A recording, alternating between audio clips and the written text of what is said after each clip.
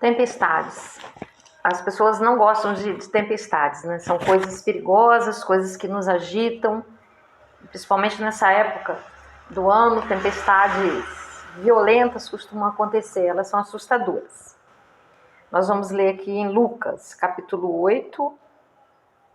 Tem como título na minha Bíblia aqui, linguagem internacional, Jesus acalma a tempestade, de 22 a 25, que nos diz o seguinte: certo dia, Jesus disse aos seus discípulos: vamos para o outro lado do lago. Eles entraram no barco e partiram. Enquanto navegavam, ele adormeceu. Jesus adormeceu. Abateu-se sobre o lago um forte vendaval, de modo que o barco estava sendo inundado e eles corriam grande perigo. Os discípulos foram acordá-lo clamando: mestre, mestre, vamos morrer. Ele se levantou e repreendeu o vento e a violência das águas. Tudo se acalmou e ficou tranquilo. Onde está a sua fé? Perguntou ele aos seus discípulos. Amedrontados e admirados, eles perguntaram uns aos outros: quem é este que até os ventos e as águas dá ordem? E eles obedecem. Nós temos um Deus encarnado, Jesus Cristo, que dá ordens e que tudo na natureza, tudo se acalma, tudo volta ao normal. Que tipo de tempestades nós estamos passando no momento? Estamos passando por alguma tempestade? Como eu falei no começo, ela é assustadora, ela abala a nossa alma, abala a nossa convicção. Nós estamos sem ver um porto seguro, com dúvidas, querendo uma ação do Senhor, mas não sabendo para que lado ele vai agir e ele vai levar. E às vezes a gente tem a impressão que ele está dormindo, que ele não está nos vendo. Pode ser assim que você se sinta nesse momento, quando a nossa fé é provada, quando as circunstâncias nos tiram, né, o pé do chão, como dizem. E aí a nossa fé é provada. Como vamos nos comportar nesse momento? Muito bom é nós trazermos à memória aquilo que nos dá esperança. Isso está lá na Bíblia também. Trazer à memória o agir de Deus em outras circunstâncias das nossas vidas, em que Ele esteve ali e que nós já vivenciamos isso, não sabíamos como que as coisas acabariam, mas elas acabaram bem. Talvez não tivessem acabado da maneira que nós quiséssemos, mas com certeza veio consolo, veio algo além do que nós esperávamos. Podemos pensar, refletir e veremos isso nas nossas vidas. E nesse caso aqui, Jesus estava com eles no barco. Eles saíram tranquilamente e talvez nem tivesse previsão de tempestade nenhuma. Mas de repente as coisas mudam. É assim que as tempestades aparecem. Às vezes é do nada, né? O vento, ele venta ao contrário, ele se move ao contrário. De algum lugar vem, né? É uma analogia aos problemas da vida. E é assim mesmo, porque no mundo tereis aflição. Mas Jesus disse: tem de bom ânimo, porque eu venci o mundo. Aqui, nessa terra, nós teremos aflições, sim. Jesus não disse o contrário. Não disse que se nós crescêssemos nele, exercitássemos a nossa fé, aceitássemos ele como nosso Salvador, que nós ficaríamos sem problemas. Mas disse também que nós teríamos a saída, nós teríamos a paz que transcende a compreensão humana. E quanto mais as coisas estiverem apertando, mais próximo está de vir a solução. Dizem que aquele que ele mais moe, a pessoa que é mais moída, né, é a que vai ser mais usada. Então é preciso que tenhamos fé, que a nossa fé não desfaleça. Como ele falou para Pedro: Pedro, eu oro para que a sua fé não desfaleça. Porque nós não sabemos onde o Senhor quer nos levar, de que maneira Ele quer nos usar. Nós não sabemos. Ele é o olheiro, nós somos o barro. Se Ele está agora amassando, se Ele está apertando, se Ele vai levar no forno aquecido a muitos graus, nós precisamos tão somente confiar e, em meio à tempestade, ficarmos, né, esperando. Talvez não fazermos nada, porque não cabe a nós encontrarmos a solução. Como seres humanos, mentes ativas, nós queremos muitas vezes resolver, nós queremos, né, intelectualmente buscar a saída com as nossas próprias mãos, criar uma solução para determinados problemas, quando na maioria das vezes não somos nós. Temos sim que agir, a ação faz parte, nós não vamos ficar só esperando, mas temos que ter a certeza que Deus está na direção da solução daquele problema. E aqui ele diz, né? Ele dormia, Jesus dormia calmamente. E eles, com muito medo, né? E clamaram, né? Jesus, mestre, mestre, vamos morrer? E mestre não, ele se levantou e simplesmente mandou, aquieta-se. Como o Salmo 46:10 fala, aquietai-vos e sabei que eu sou Deus. Seja qual for o problema que estejamos passando, vamos nos aquietar e saber que nós temos aquele que vela por nós, aquele que cuida de nós, aquele que nem dormita, porque a Bíblia fala, né?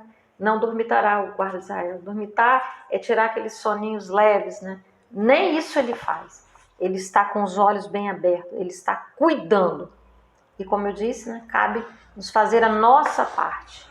Ter um relacionamento com ele, orar, ler a palavra, não nos cansarmos de fazer o bem, que no tempo certo nós ceifaremos. Temos os pilares da nossa fé. Um dia nós aceitamos Jesus, nós declaramos com os nossos lábios, porque é muito importante essa declaração. Porque pela palavra o mundo foi feito, todas as coisas que não existiam, existem. Então a nossa palavra, ela tem poder para abençoar ou para não abençoar. Então é preciso saber o que nós estamos declarando. Estamos nos firmando na palavra. Tomamos as palavras bíblicas como verdades. Quando estamos agitados, podemos usar esse tipo de palavra, como eu falei no Salmo 46:10. Aquietai-vos e sabei que eu sou o Senhor. Tenha paz, a paz que transcende a compreensão humana. Aquela paz sobrenatural. Tem momentos na nossa vida que é complicado, ainda mais quando as pessoas estão passando por dores, né? Dores físicas. E aí? A Bíblia fala que o Espírito sustenta a carne, mas isso só pode ser falado, só pode ser realmente aquela pessoa que passou por determinada experiência. Porque falar, dar receita é muito fácil, mas viver determinadas coisas, né? É aí que nós somos provados. É aí que vem a grande prova da fé. Estamos realmente vivendo determinadas coisas? Ou é muito fácil a gente só dizer para o outro? Por isso que vem muitas experiências para aquele que vai ser usado. Porque as pessoas não querem ouvir contação de história. Elas querem ouvir de quem passou, de quem viveu determinadas coisas. Porque não adianta eu dizer, a maçã é uma delícia, tem um gostinho assim, assim. Por mais que a pessoa se esforce para falar, o outro não vai alcançar. É necessário que se tenha experimentado. Então Deus nos permite determinadas coisas com propósito, porque tudo concorre para o bem daqueles que amam a Deus. Romanos 8:28. Para aqueles que são chamados segundo o propósito. Há um chamado de Deus, há algo que Deus queira fazer e é muito mais tranquilo, é muito mais... Estamos confiantes quando sabemos que Deus nos chama para alguma coisa, que aquilo que estamos passando não é em vão. No final, há um propósito. Nós conseguimos ver numa dimensão pequena. Nós vislumbramos apenas a nossa volta. Mas há algo muito maior a ser feito pelo Senhor. Que no momento nós não vemos. Por isso que a fé é o alicerce, a base. Sem fé é impossível agradar a Deus. Sem fé nós não vamos conseguir chegar lá. É a fé que vai nos manter ancorados, que vai nos levar aonde o Senhor tem o propósito de nos levar.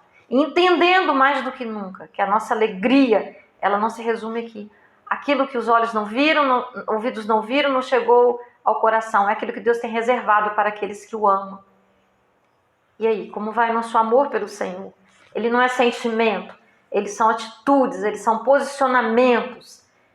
Dentro dos relacionamentos, não no nada, no vazio, mas dentro daquilo que nós vivemos, das responsabilidades que temos à nossa volta. Aonde quer que estejamos, eu sou uma cozinheira, eu serei uma boa cozinheira, farei tudo com amor. Sou uma costureira, sou uma enfermeira, sou uma médica, sou uma professora, tudo que eu for fazer, realmente, pedir ao Senhor a direção, pedir a Ele as orientações, pedir força, pedir ao Espírito Santo que nos capacite porque é Ele que está habitando em nós, é Ele que vai nos ajudar em tudo. Deus não nos deixou sós. Quando eu me sento aqui para pregar, eu não me sento na minha força, eu não tenho essa força. Você está me vendo pregar, mas você não faz ideia das coisas que eu vivo.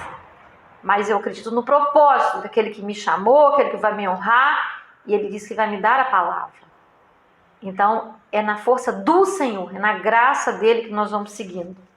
E Ele tem esse poder, né? Os discípulos aqui no versículo 26, né, estavam admirados.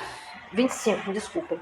Estavam amedrontados e admirados. Não é assim na nossa vida? Quando nós temos um problema, nós não sabemos como vamos resolver, e de repente nós temos uma intervenção, nós ficamos admirados, ficamos às vezes até envergonhados, porque a nossa fé às vezes fracassa, não é verdade? Ela não se mantém ali, e ainda assim o Senhor é fiel. Ele vem ao nosso encontro, Ele nos sustenta, Ele nos ajuda, Ele fica conosco. E é o que eu desejo para você nesse momento, nessa noite. Que você seja iluminado, que você seja habitado pelo Espírito Santo de Deus, que venha o consolo sobre a sua vida, que venha o socorro bem presente na angústia, te amparando, dando aquilo que nós todos necessitamos, que é paz, que é uma fé, que é a graça, é a presença do Espírito Santo. Que a sua mente com tudo isso seja renovada através da palavra de Deus. Porque se nós formos olhar com olhos humanos as circunstâncias, nós vamos sucumbir, o nosso barquinho vai afundar. Então é necessário que nós olhemos com os olhos da fé. E ainda que nada sintamos, ainda que a angústia parece que vai nos sufocar, saibamos que Deus nos tem. Precisamos pedir a Ele que nos ajude a confiar, que não permita que a nossa fé desfaleça. E Ele vai nos levar ao porto seguro, ao propósito que Ele tem para a vida de cada um. Seja abençoado. Em nome do Pai, do Filho e do Espírito Santo. Obrigada por você acessar o canal. Peço que você não deixe de curtir, se possível compartilhar, pedir a alguém que se inscreva, a fim de que a mensagem possa chegar mais distante. E eu já te agradeço. Um grande abraço.